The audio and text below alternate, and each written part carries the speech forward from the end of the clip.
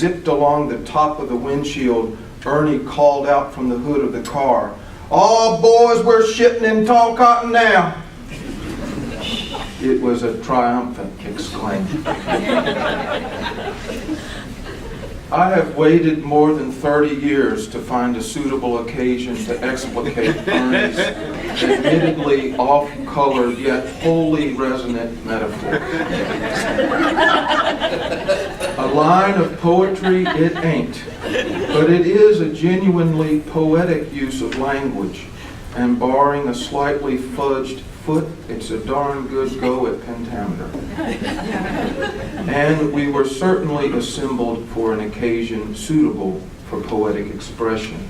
3 greenhorn boys, a slightly older man who was already on his way to becoming a great literary character, a hot day in a junkyard with an allegorically named squirrel and a menacing snake to boot.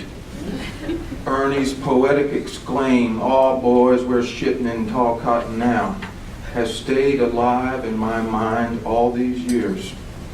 Partly for its good old boy humor, but also for more serious, dare I say, artistic reasons. What does that exclaim express? We've got this licked. We have this in the bag. We were succeeding in our task, and that success was a pleasure.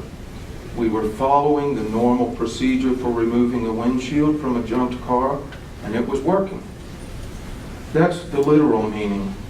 But what does it mean more figuratively to shit in tall cotton? That has given me reason to wonder through the years. One can assume that if you needed to relieve yourself outdoors, you would want some privacy, so tall cotton would be a plus.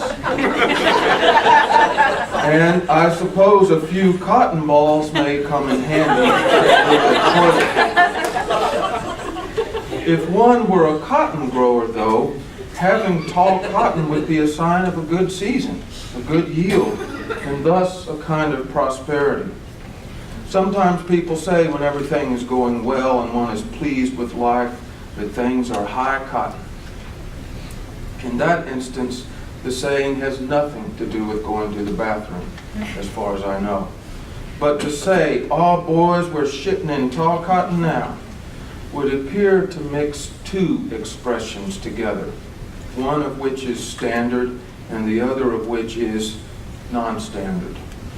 It's not unlike the famous scene in A Midsummer Night's Dream when Quince observes that his fellow actor, Bottom, has magically sprung a donkey head on his shoulders.